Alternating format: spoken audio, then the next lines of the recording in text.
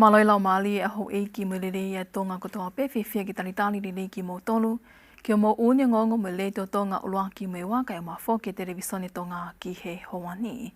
Wakai koe ki ngahi ulo i Ongoongo. Tā ki ato e ki pale mia hua kawa miliku e kawhafunga a tongani ki ngai whatawa wahapuri anga i he wike e waka hoko mai i to apuri anga. Tu atu me he wakai matangi ato ngā whatukanga pia kula ke māloi whatu mau ke ngai purutahi o haapai Tongatapu e ua tere ki tonga tere ki toki lau mo whatukanga tahi lahi ke kotoa ngai purutahi o otu tonga. Pea tu uta mai e mea wha e ki minister e potu ngawe ngowe vau a kau mo mea tako ni menu usila ki tongani i e ho ata o e ahoni. O ku te epe me ngā hitaranoa ke he ana ia nge whatahi me tau wakai ke whamumi tāmi malae o e sipoti, pe whoki ki he tō o ngā o ia ka koe wakairewa e ni ki he whakai ki me kautaha Pacific Timber and Hardware.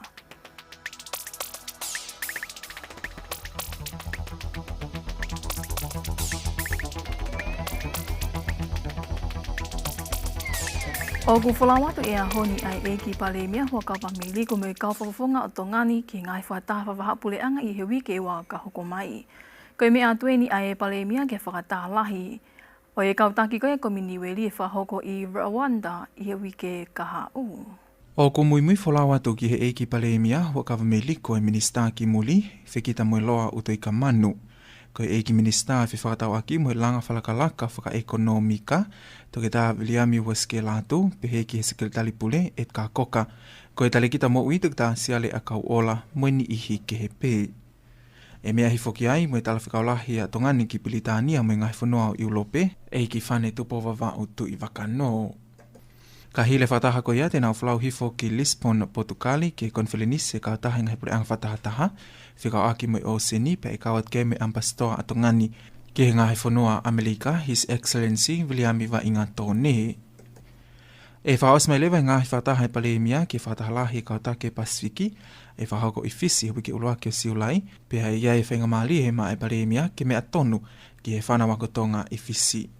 Kai ke he whahatai mi ko eni e whalawata e paleimia ki tō pure anga, e leo leo he tokon paleimia po asimatai le tei, i he lakanga paleimia.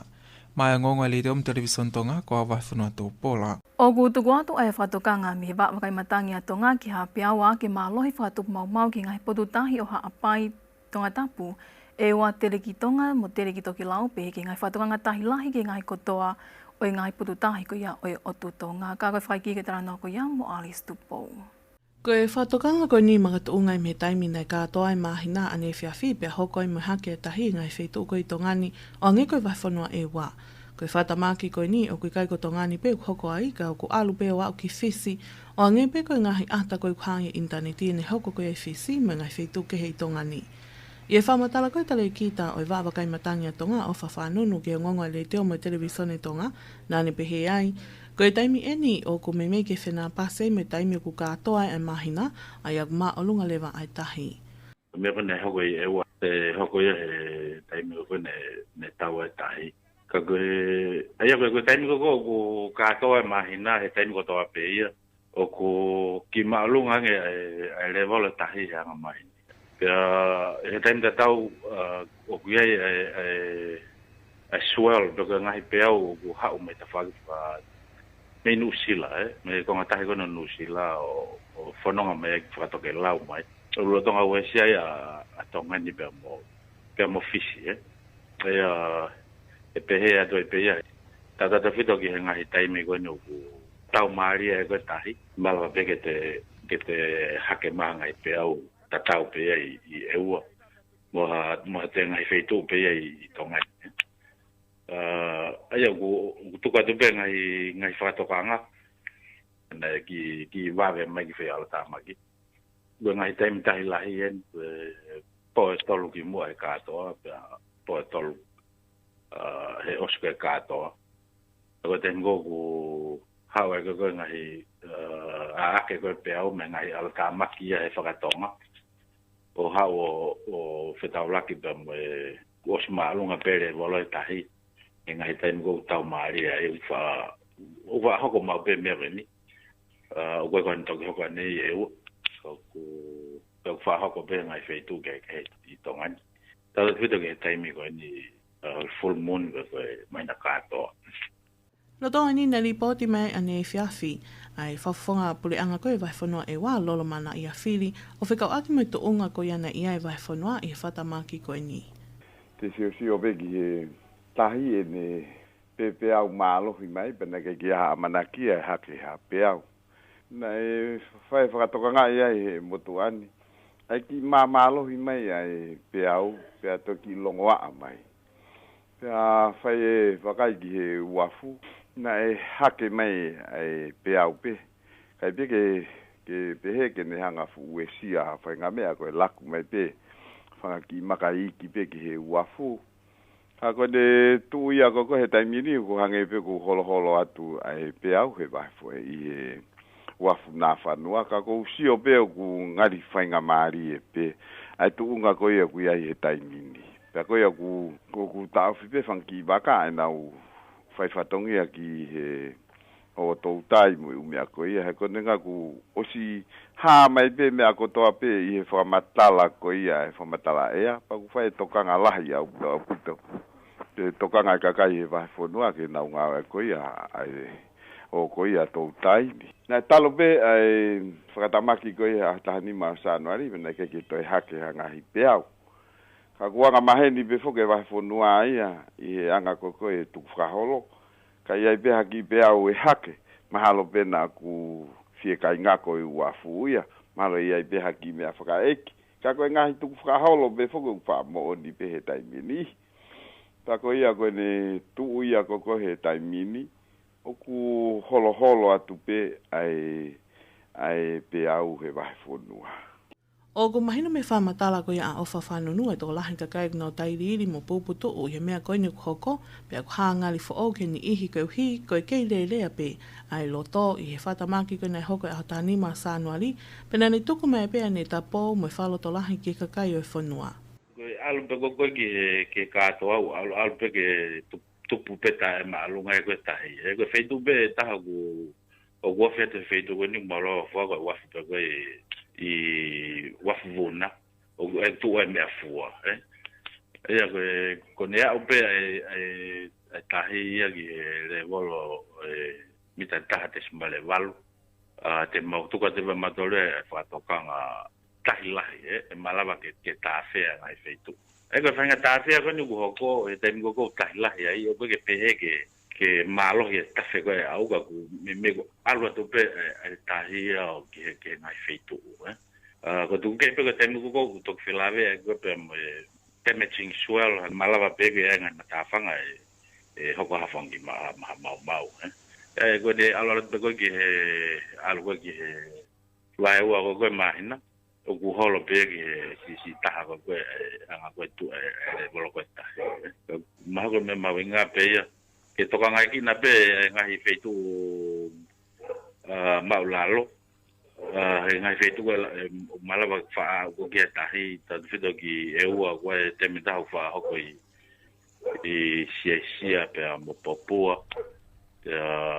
pe fo ki ngai feitu i hapai pe mo nio Tongatapu ka ko me ko ngai automoto ko ni tapot ma ko ki whakatonga Tongatapu pe mo hapai mo eua o ko tapot ki hen ka ko o ke pe ke hangai ala tamaki pe ko tsunami pe ko mo ngafi o ne hanga whakatopo ngai bewe Nei toi tapou a lolo mana i a whiri ki ka inga vai whanua e wake nau toi tokanga ange o ave pe a ngahi ata mo i video koia ku lelei mo tāu pe a ave me whamatara ko mo o nihe interneti ko hiku ne mau i a anga no whomo ngā we koe kau mau mawhai. Ko osi whahoko pe a kore ke kau polisi ke nau tokanga i anga ka kai kou nau ave holo ngai whamatara loi mo hala i ngahi ata o nau to'o ke tau ta ofi. Ne manaki whoki ke whalawata ne awhi a MV Mawiki e wa ne awhi ke mga tuunga mihi hake koe ngahi pia wake na e pawai ke toi toloi e whalawata e waka ane awhi ke o walewa ko mahino e tuunga koe kiai a e taunanga nā whanua. Ma ngonga le teo mai Televisone Tonga, kua Waris Tupo. Ko aitawa nga ai potu ngawe ngowe mea toko ni moe wau akau koe whaapa-apa ki he tu uta mai ki tongani me nu usila he ahoni ai mea wha e ki minister koe potu ngawe Viliami Mano Pangai Hingano. Ne whahoko I pe e pule anga ai uraki o wau whai lotu yono talitali ai me whaiki I mala e wapu nā whaamotu. Mai whanua tū pola moi whaikiki. I he whakataha me kau whai ongongo ane a whine whahai he eki palemia ho ka miliko. Ko e mea whakaeki o hingano e toki whahoko e to pule lulu o wiki kahau. Ka e o walewa ko kakata e tai whakolontini o nau tolu hok whalau me minu sila ki he mea whakaeki. O ko mahino pe whoki o ko Moimoi whalau mai e bea witou hena hingano me whanau paia I he wakani o kolontini I he aho I nima. Tēnau tok atai he tūsite wiki kahau pia e toki whahoko he pule angai ne whamawai whakaosi I he whiawhi tūsite ki mua pe toki whaha ele mea whakaeki he voianga hau siliva ki uiha o toki whaheke heka e whalau e eki minista ngowe e ahto pule lulu aia e tau moloto ai e whuka e whonua ko e whakaapa ki he pekia ko enia hingano ko e taha e hou eki minista o e kabineti. Ko e pekia whuki enia aviliami manua pangai hingano he no tau whawhitu he awhalaite hongo fulu e mahinani I he whare mahaki au kalani Nuku'alofa. Mai ngonga le Ongoongo Televisone Tonga ko au wahi whanua tō Paula. O kutokanga e kau pule ako me kau whai ako I ngahi ako anga I Tonga ni ke hiko e malu whaluku fuai toenga o e whanau ako I ngahi ako anga. Ko e tokanga ko uhi o iai pe mātu a taho I whanau ia, o kunau tukua te nau whanau ki hea koloro tonga ia o kuongo I puke ai toko taha ako ko ia. Iho no whai ki eke o pule ako I api ako manga ia Katalina Matui, ko e whaamu ke to koni mai me mātu a taho I whanau me I api ki he ngāwe o kunau whai, Anki e nau whapapau I e tu unga mo uilele e nau whanau ki mua pe toki tuku atu ki hea ko anga. Nā ne pehau ki ai pe mātua tahi whanau ia e ni iheu nau kei viritaki pe ki nau toru hono ato e nau whanau ki hea ko, hiria e whikau ke te ki nau toru ke nau whoki mo e nau whanau ki api, I e mahino me no sivi maa whana ki nau toru o ku nau puke. Nā e pehea I e matui, ni gei e ni ihi e whanau nā nau mao e koviti tahi vai he kalasi taha, hua mo toru, pea ihe ne pehe o ki kai lewa ke toi aluatu e whanau wako I he kalasi toru koe ni ki he api ako. Nei whai e whenga ki ha whakai ki eke ki tu ngau kei ni ihi koe ni na nau mao e koviti tahi wamu e whanau wako I he ako anga, kai nei kai ki toi tuku mai ha whakai ki eki. Rotonga ni he korisko tu po ku te eki ki toi le koti ha taha ku ne mao e koviti tahi wa I hui keni, talu e whotu atu ko ia e whanau wako I he mō ni te. I he whamatala I tiutala he korisi whai whekaontulu tāwhisi I hoi, ko e toko hiwa ngofuru tupu e whanau wako na nau mao e koviti tāhiwa I he wike ki tu a oa o mai ki he wike e kōsi. I he tolahi koe ni e whanau wako na nau mao e koviti tāhiwa, na e mga tuungai hono tāpuni wharoto apia ko e korisi kai whenga ki whapapau I ai ni ihi o ku nau mao. Ko me lahi taha pe whanki form ki lalo, nei mo ki, nepe me reka ia e nei ki serious ene puke he nei whapapau pe nei kei ke huhu ia. E koe mea kone whai kore ke mātua ke huhu mo e whanau. E koe nau whoki mai koe ki he ni o ku ki whainga taange ni hia ko ia hen. Ka koe, o tō holope ngai kalasi ka ne me maupe u kalasi ki lalo, ki ni koe ni. Taka tū koe tai mini ku ki whia maari e mau whanonga. Kai ke mau te mau matolo ha taha o ku puke.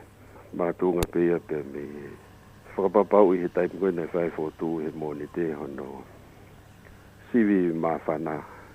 Oke ni koe nei mau koe ki he tolo no tolo fitu ki o lunga na mau. Kore peke mātua ke nau te whok te mo nau tolo. Ka mau whamapau e ni koe ni ku nofo he nike. Ke maheno e kai tai puke hata. Aku whiawhia uia he tā mai mātua me tua poa ke mai nau whanau. Ko uhi ki whawhonu mo ki tare tare. Neo koe ke mahe COVID ia. Ka ku whai tokanga lahi atu ke nau tokoni mai. Koe uhi ke maulawa o lere mau ako o te hoko ha whainga tahange koe na mau taulak mo e wiki ko o si. Tako mea pewe taha ko ni ko kusai na e puke. E neo pewe whaatahe whare mahaki ka ko whaampe ke toi ki maalolo at peha aho e tua. Ke whapapau I o ku malu I lelei pa toki humai. Ke uhi koe whenga ke ua I toi hā ai ko viti tahi wahi e api ako, o ku korea I kau ngāwe o e api ako ki he mātu a tau hi whanau, ke oa E toi aluangi ha taha ki he api ako rotonga ai wike, tuku ke hange o ka pau ko ha mea mahu I ngānge. O ku whawhawhua koe whānau wako e toko whitungi au tupu kuna rotonga i hea piako ko lisko tupou mi he toko taha whitupu whakatoa ai whānau wako i hea ko anga. O ku mahino pe whoki o ku ke iako pe mi api e whānau fo mutaha mo iua ai ko lisko tupou i he whaamu ke malawa pe o tau he ngai tūtu uni whataputapui o i ko viti tā hiwa. Pea ku ki he kautaki e community Tonga i Nusila ke whahoka pongpongi e whono pe koe taratala noa ki a whaunga whamelino i he wao e ka inga tonga i he whunua. Mo i ngai kulupu whaia ko i hike ngahi o hofi ake mea tau urutonga hoko.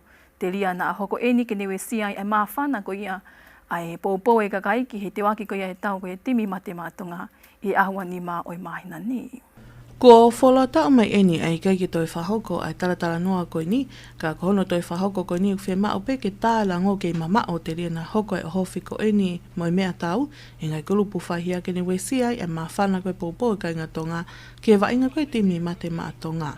O mahino pe koe alu eni ke wiki e waki e tolu mo hoko e hoko koe ai o hofi ko eni mo i mea tau. E whamatala koe sekretari o e kautahanga ue e tonga mo ilelei a Aotearoa Nuku'alofa pakilau mana se lua ki he Ongoongo Televisone Tonga nane pehe ai koe toka ngā ki hao mo malo pe koe kāinga tonga i Nuku'alofa.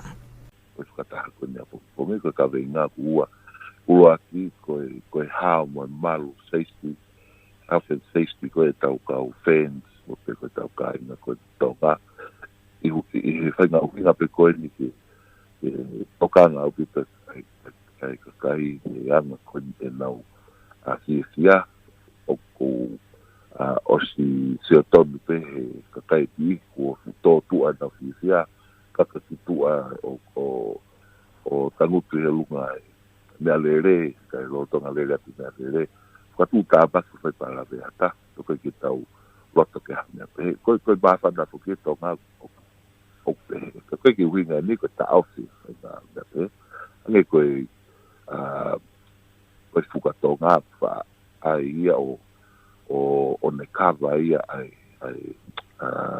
windscreen koe ni mua whakatu tāmaki na koe pa la beata koe winga pe ke safety koe winga koe tau mua koe ni taha Tapak koe ni koe kau kengi e kai ki solova ia ki whakataha ke ta os mai no ia ka koe uhi koe tokanga koe ni ke whatala noa i mua ke mahino ke tau tupu ke mo kau kaki koe ni kau kengi o kia i tokanga make ai kau kaki ai community ke whaaki koe ia ai koe message o ave ke mo ke ta ofi ai whainga unganga koe koe te upua tonga koe na wopina tolu tau whana hoki koe e tuku au pite te ako ia e koe tokanga ki e safety tau kakai. Na te pehe pakilau koe whono koe ni uwha atape ki hawhainga taha e whiekau mai ki ai, aia e whahoko pe i holo whatahaanga i mangere o ka mata i he taimi walu e whiawhi anō sila. Koe whakataha i o atape ia si hataha ka koe kore, ka pau ko ha tau pehe ko ha agencies, pe koe kau polisi o ku. Ko whakataha ni community o atape ke mea te pehata ka koe kore o te ke mea nge koe ke whakataha koe polisi pe koe tō tahapu ke kā tōtunga au ai services pe koe child use and family pe koe pe koe ko tokoni aki ho community tui pe koe tataha koe community o ke ia hawhaafe ki ha polisi pe ko ha agency pe heke na waki whakataha. Uinga fuko e tawa no ke ni ke seiste mo mau pe ata ai tawa noa ia po whanau. Ka tau te fito ka pau e lava ni kau taki koe ni kau kengi koe ni tau o tonga whenga koe ni te whahameri no. Ai koe uhinga e ke ia hapri ki a pe ko ha me ula me a pe he whakataha ni. Whakataha pe nia koe dofo pe nia kai, koe kore ke tau te upe, mau, ai ata koe tau tawa noa.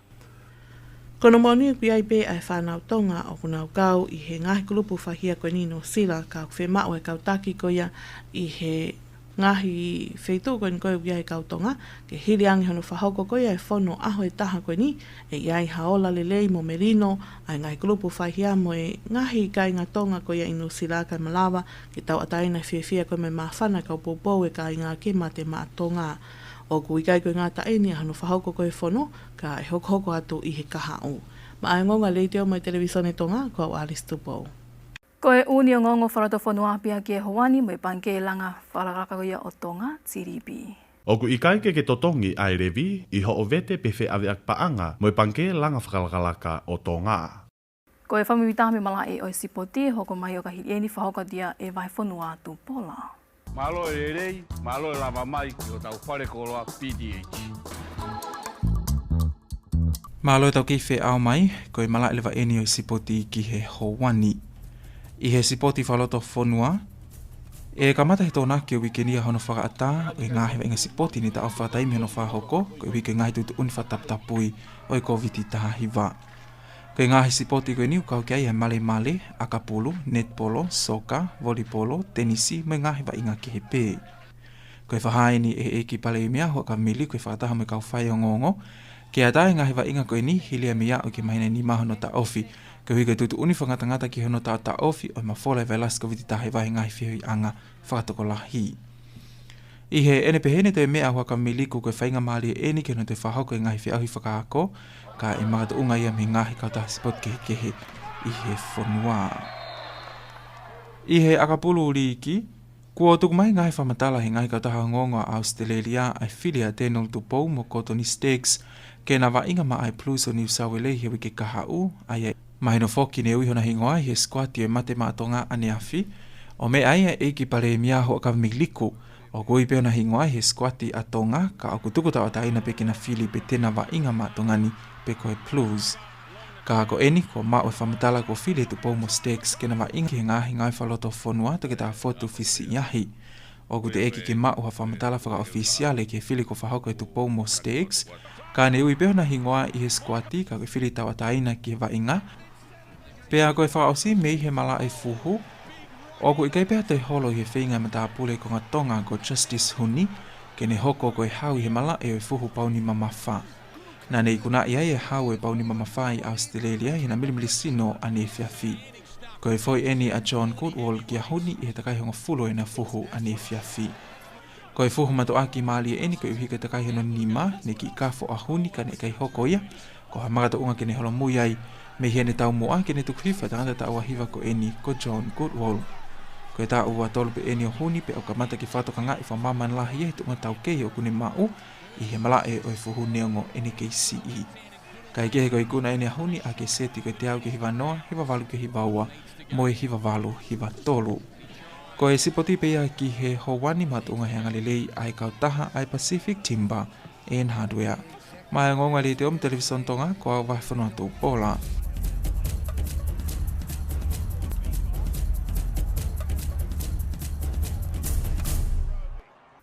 Ko e whamatala ea i nutuk mai me senta whamatala ea tonga i whamotu me potu ngau i meideg.